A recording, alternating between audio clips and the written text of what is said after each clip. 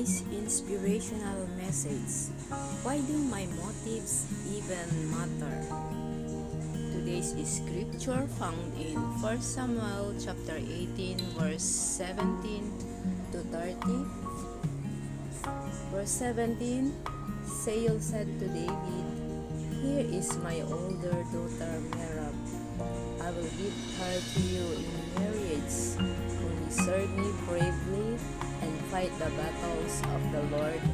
For Saul said to himself, "I will not raise a hand against him, like the Philistines did." Verse 18, But David said to Saul, "Who am I, and what is my family or my father's clan in Israel, that I should become the king's son-in-law?" Verse 19, So when the time came for Merab, Saul's daughter, to be given to David, she was given in marriage to Adriel of Meholah. Verse 20, Now Saul's daughter Michal was in love with David, and when they told Saul about it, he was pleased. Verse 21, I will give her to him, he thought, so that she may be a snare to him, and so that the hand of the Philistines may be against him. So Saul said to David, "Now you have a second opportunity to become my son-in-law." Verse 22, Then Saul ordered his attendants, "Speak to David privately and say, 'Look, the king is pleased with you, and his attendants all like you. Now become his son-in-law."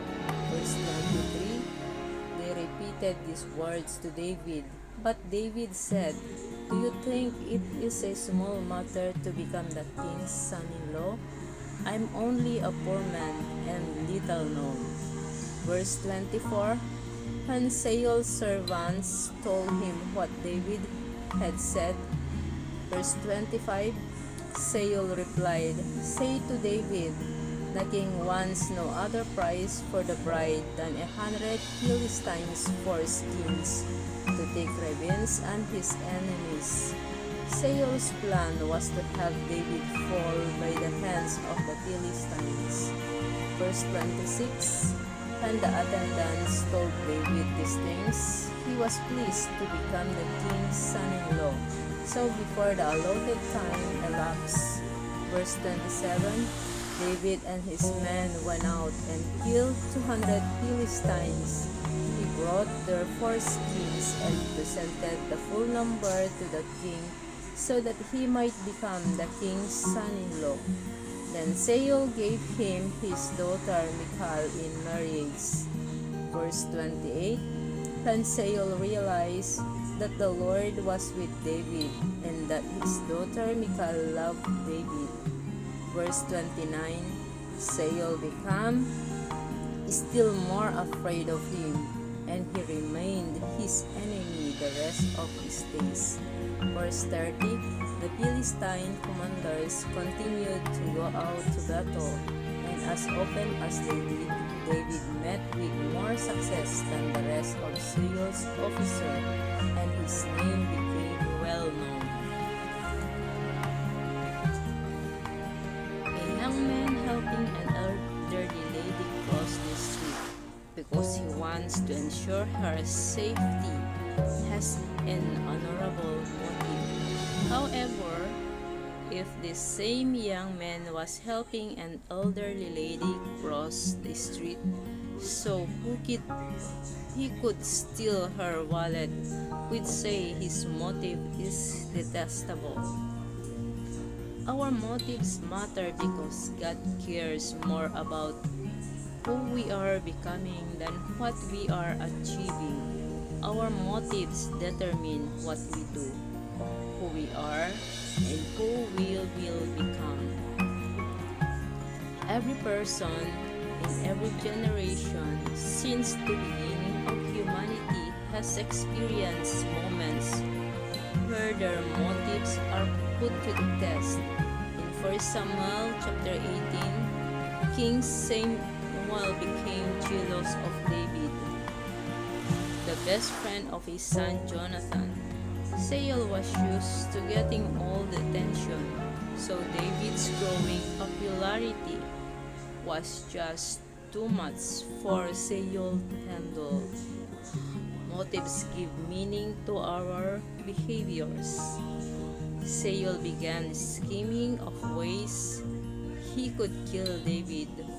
One of these ways was offering David the privilege to marry one of the king's daughters. If David could prove himself worthy, Saul figured David would be forced to go to the battle to achieve these honors. Perhaps Saul thought the Philistines would kill David, then Saul would be most popular once again. Motives give meaning to our behaviors. God knew the true motives of Saul's heart were to harm David, just as God knew the motives of David's heart were to be humble and honorable. In Psalm chapter 26 verse 2 says, "Test me, Lord, and try me.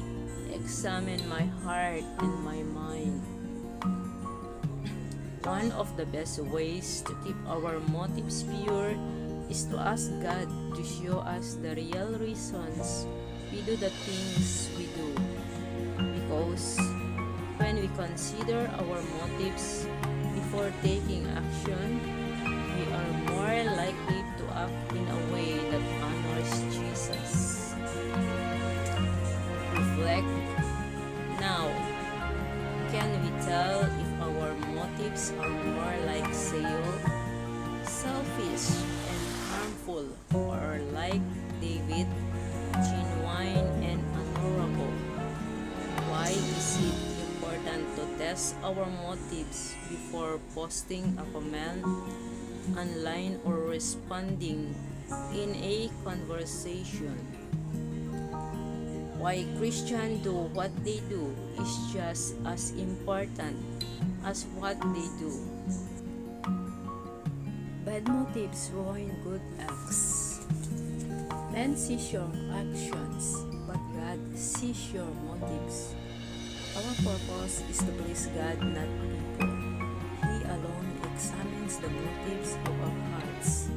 In Proverbs says, in chapter 16 verse 2, "All the ways of the man are pure in his own eyes, but the Lord weighs the spirit."